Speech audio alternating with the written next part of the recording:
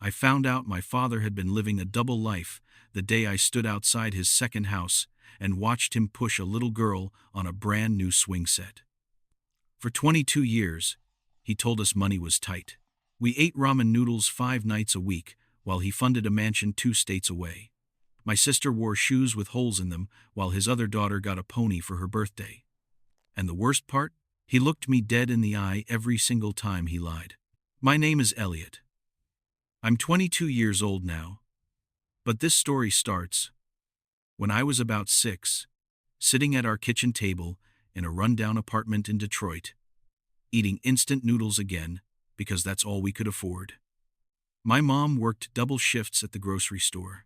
My little sister Ruby, who was 4 at the time, had a heart condition that required medication we could barely pay for. And my dad, Robert Allen, told us over and over that money was tight, that we had to be careful, that things would get better someday. I believed him. Why wouldn't I? He was my father. Our apartment was in a complex where the paint peeled off the walls and the carpet smelled like mildew. No matter how much we cleaned, the heater barely worked in winter. In summer, we'd open all the windows and pray for a breeze. I shared a bedroom with Ruby, sleeping on a mattress on the floor while she got the single twin bed because of her heart condition. Mom slept on the couch most nights because the bedroom she and Dad shared was so small they could barely fit the bed frame. Every piece of clothing I owned came from Goodwill or yard sales. I remember being 7 years old and noticing that my shirt had someone else's name written on the tag in faded marker, Brandon. I wondered who Brandon was and why he didn't want this shirt anymore. I wore it until the sleeves were too short and the collar was stretched out. At school, kids made fun of my clothes. They weren't mean about it exactly, but they noticed. One kid asked me why I always wore the same shoes. I told him they were my favorite, but the truth was they were the only pair I had that still fit. The soles had holes in them. When it rained, my socks got wet. Dad traveled a lot for work. That's what he told us. Business trips. He'd leave on Friday afternoons, duffel bag over his shoulder, and come back Sunday nights looking tired. Sometimes he'd be gone for a whole week. He said he was in sales, that he had to meet with clients, that the traveling was necessary if we wanted to keep food on the table. I missed him when he was gone, but I understood. Or, I thought I did. He was working hard for us. He was doing his best. That's what Mom always said when I asked why Dad was never home. Your father is doing his best, Elliot. He loves you. Things are just hard right now. But there were things that didn't add up, even when I was too young to articulate what bothered me. Like the time I was cleaning out his car and found a receipt from a gas station in Ohio, dated on a weekend when he was supposedly at a conference in Tennessee. Or the time I answered his cell phone when he was in the shower and a woman's voice asked for Rob, then hung up quickly when I said he wasn't available. I asked him about the receipt once. I was 12, old enough to start questioning things. He looked at me with this expression I couldn't read, frozen for just a second, then smiled and said sometimes clients wanted to meet in different cities, that sales work was complicated. I accepted the explanation because what else was I supposed to do? Ruby got sicker when she was 10. She needed surgery, the kind that cost tens of thousands of dollars. Mom cried every night for a week. Dad said he'd figure it out, that he'd take out loans, that we'd manage somehow. We did manage. Barely. The hospital put us on a payment plan that ate up most of Mom's paycheck. We started eating ramen even more often.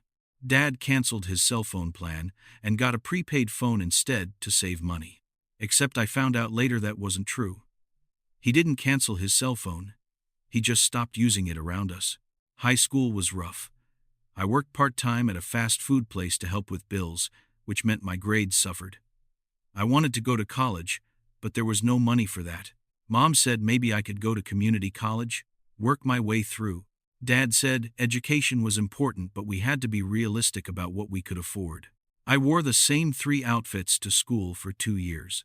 I rotated them, washed them every week, tried to make them last.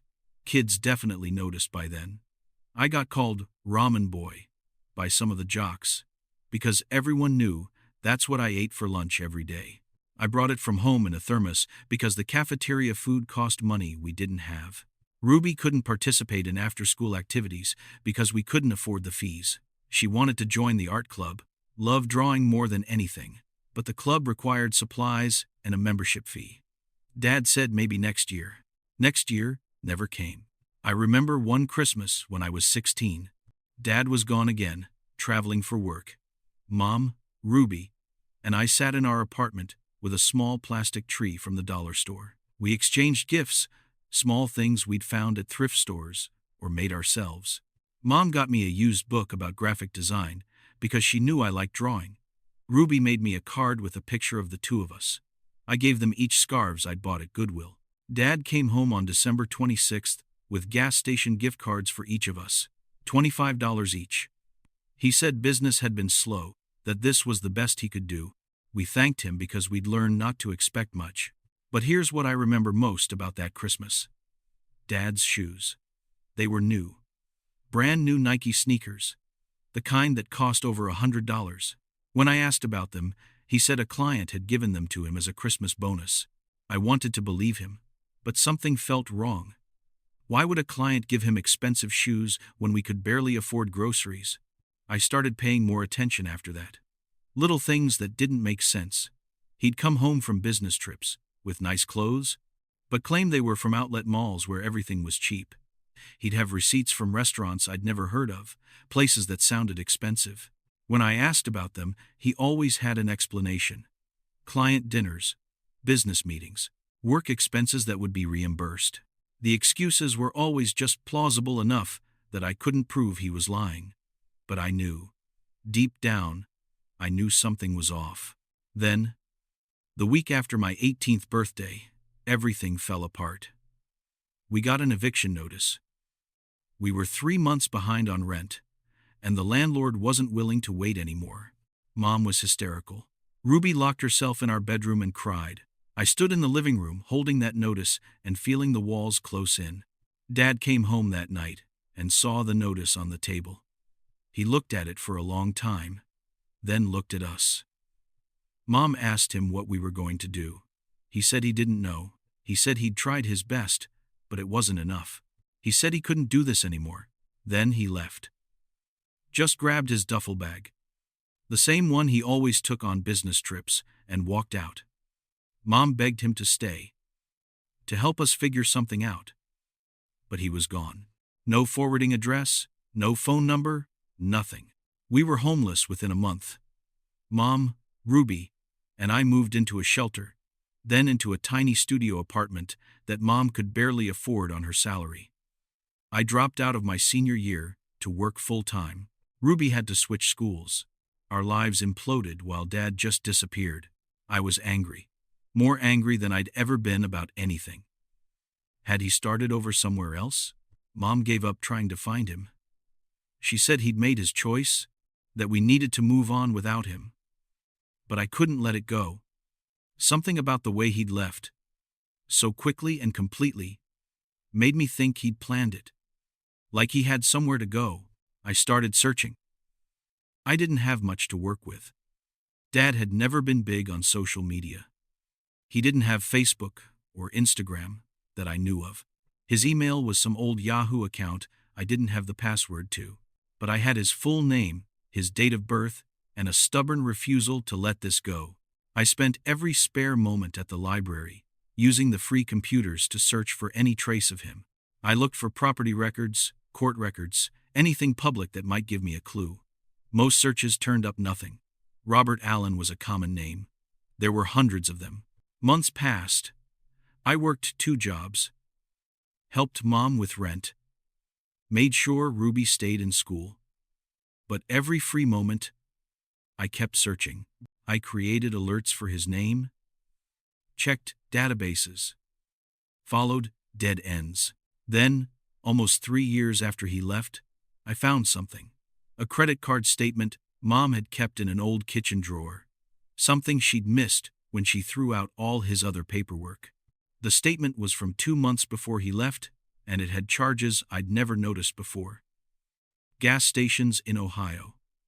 restaurants in Springfield, and one charge from a furniture store called Designer Home Furnishings. I looked up the furniture store. It was in Springfield, Ohio, a city about 3 hours from Detroit. High-end place, the kind that sold leather couches and custom dining tables for thousands of dollars. Why would Dad be buying expensive furniture when we couldn't afford to replace our broken-down couch? I couldn't stop thinking about it. Springfield, Ohio. Multiple charges in the same area over several months. What if he hadn't been traveling for business at all? What if he'd been traveling to Springfield? And if he'd been buying furniture there, did that mean he lived there? I requested time off from both my jobs and bought a bus ticket to Springfield. I didn't tell Mom where I was going. She would have tried to stop me, told me I was wasting time and money on someone who didn't care about us, but I had to know. The bus ride took 4 hours. I sat by the window, watching the landscape change from urban Detroit to suburban sprawl to small Ohio towns. My stomach churned with anxiety and anger. What was I going to find? Was I wrong about everything? I had the address of the furniture store from the credit card statement. When I arrived in Springfield, I took a taxi there, figuring I could ask questions. Maybe find a delivery address if Dad had had furniture delivered. The store was in a nice part of town, the kind of area where the sidewalks were clean and the storefronts had fresh paint. I went inside and approached a salesperson, a middle-aged woman with perfect makeup and a name tag that said Jennifer. I asked if she could look up a purchase from 3 years ago. She looked skeptical but agreed to check. I gave her the date and the credit card information from the statement. She typed into her computer, scrolled, and then nodded. Yes, there had been a purchase that day. A dining table, 6 chairs, and a sideboard. Total cost, $8,000. Delivered to 25 Lambert Lane. I wrote down the address, thanked her, and left before she could ask questions. My hands were shaking. $8,000 on furniture. While we were getting evicted. While Ruby needed medication. While I was wearing shoes with holes in them. I walked to Lambert Lane. It wasn't far from the furniture store. Maybe a 15-minute walk through tree-lined streets with big houses and well-maintained lawns. This was the kind of neighborhood I'd only ever seen in movies. Every house looked like something from a magazine. Number 25 was at the end of a cul-de-sac. Red brick, 2 stories, with a 2-car garage and a yard that looked professionally landscaped. There was a white fence around the backyard, and I could see a swing set, the kind with a slide and monkey bars. A blue sedan and a silver SUV were parked in the driveway. I stood across the street, partially hidden behind a tree, and stared. This couldn't be right. There was no way Dad lived here. We could barely afford a 1-bedroom apartment, and he was living in a house that probably cost $500,000. Then I saw him. The front door opened and Dad stepped out, wearing khaki pants and a polo shirt, both looking brand new. He was carrying a little girl, maybe 5 years old, with blonde curls and a pink dress. He set her down on the grass and she ran to the swing set, laughing. I couldn't breathe. That was him. That was definitely him. Older than I remembered. His hair graying a bit more. But it was him. A woman came out behind him.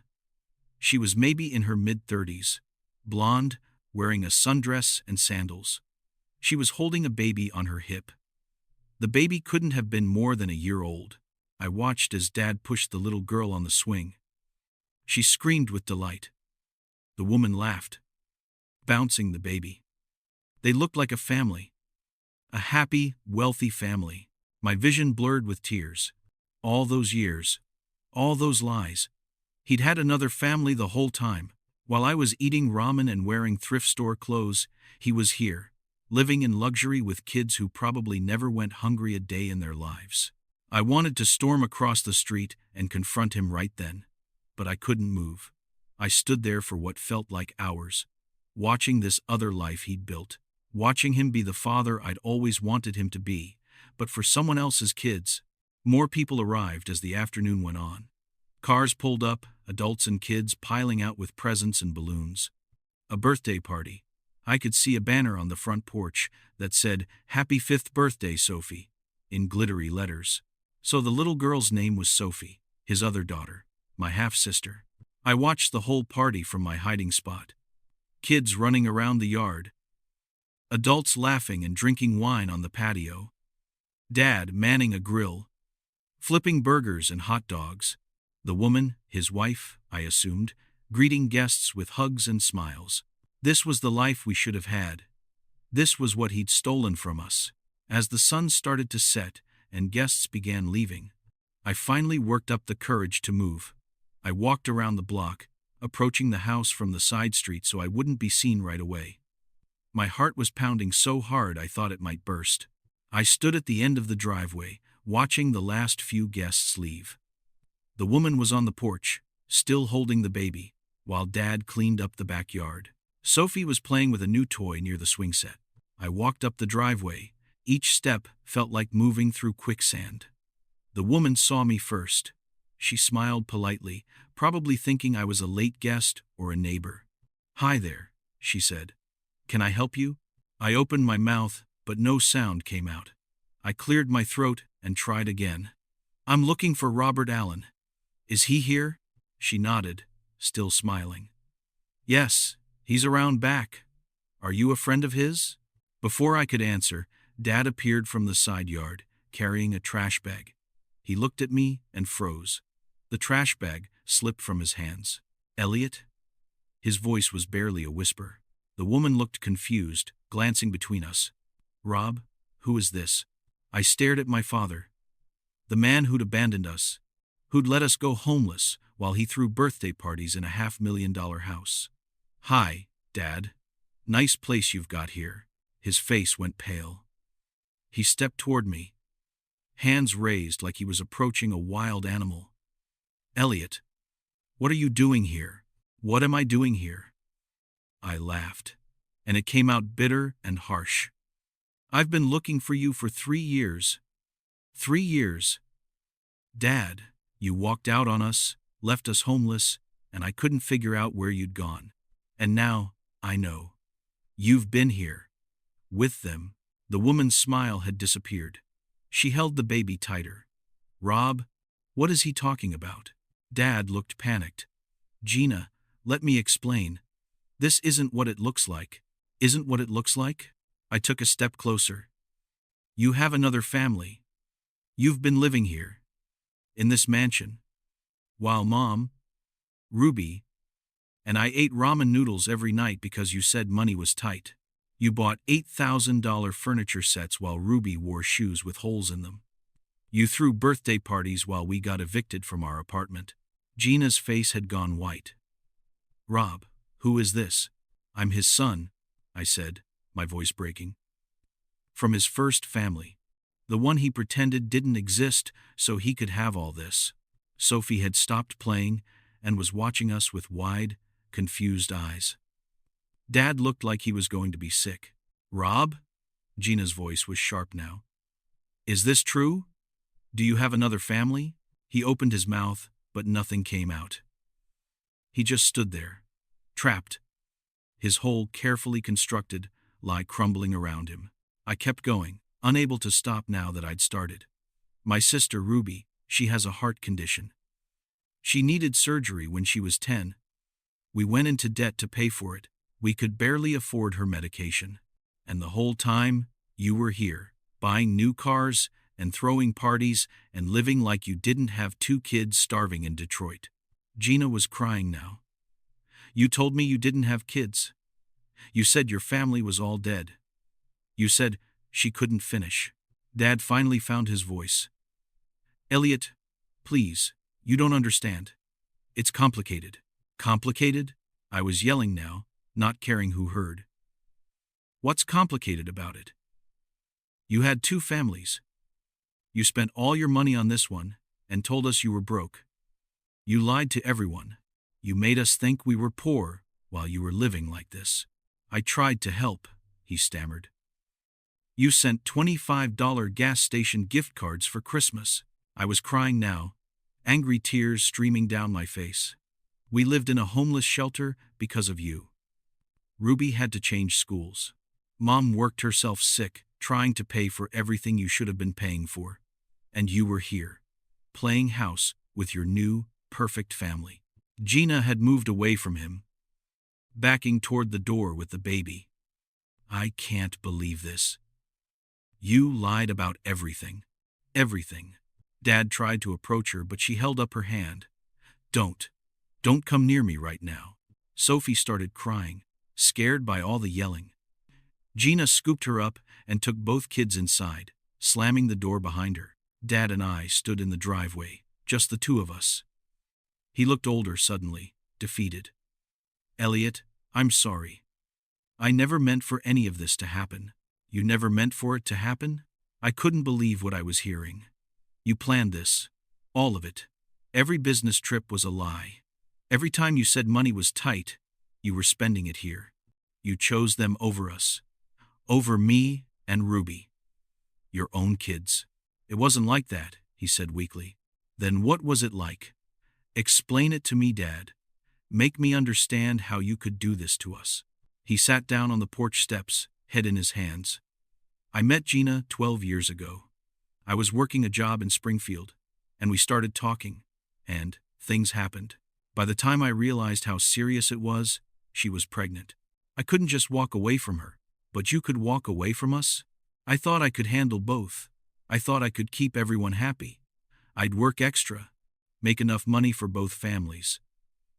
But it was never enough. I had to make choices. And I'm not proud of those choices. Choices, I repeated. You chose to buy an $8,000 dining set while we couldn't afford Ruby's medication. You chose to live in a mansion while we got evicted. Those weren't hard choices, Dad. You just picked your new family over your old one.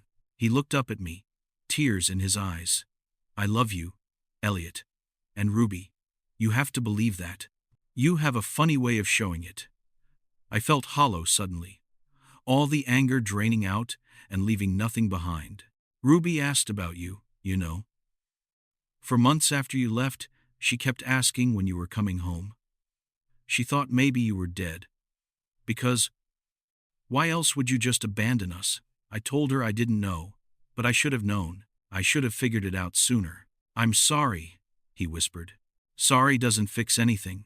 Sorry doesn't give Ruby her childhood back. Sorry doesn't erase the years Mom spent working herself to death. Sorry doesn't make up for the fact that you chose money and comfort over your own children.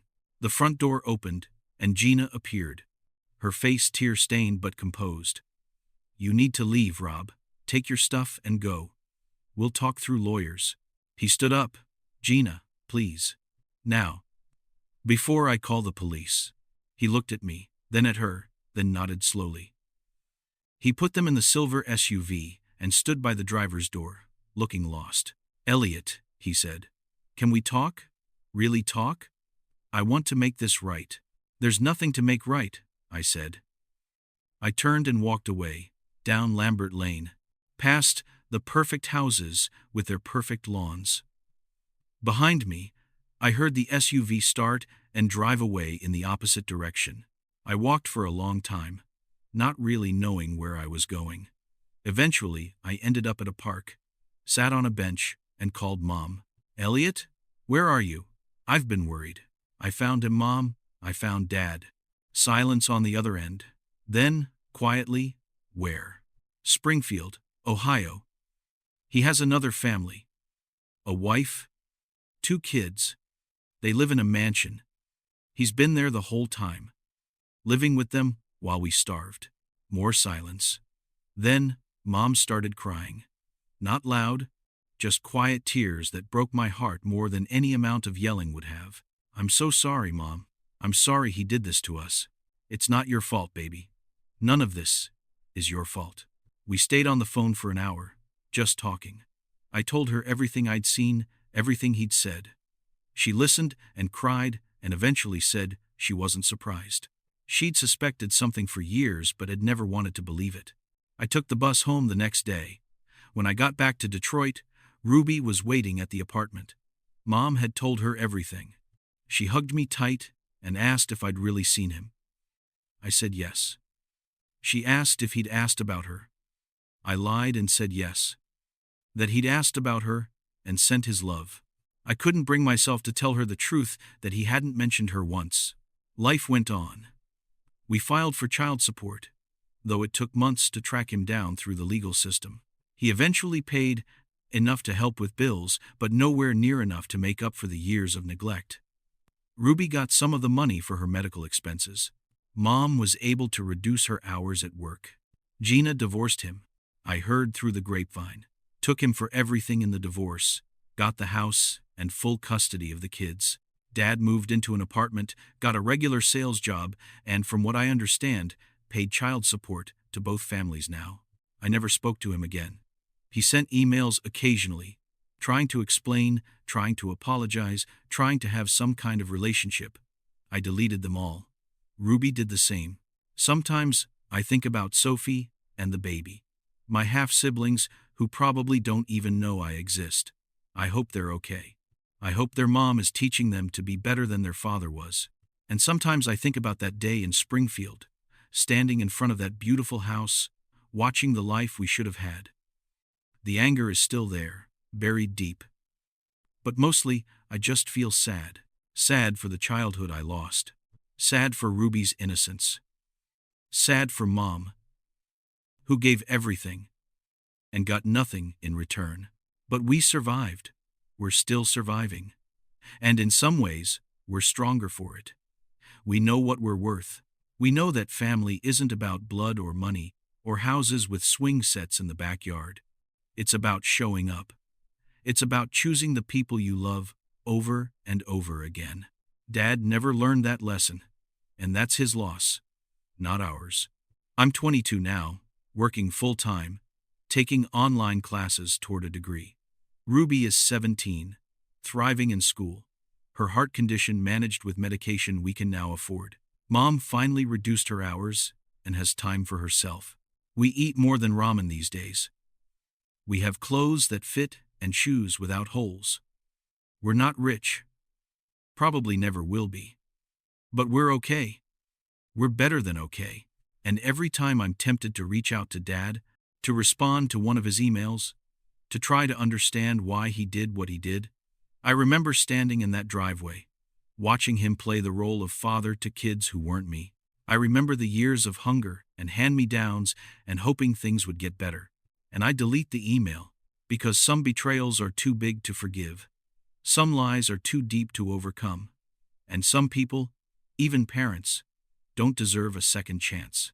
I found my father's second family in a mansion in Springfield, Ohio, and in doing so, I learned that the family that matters isn't the one that has money or a nice house or a swing set in the yard. It's the one that shows up, the one that stays, the one that chooses you every single day, even when things are hard. And Dad chose wrong.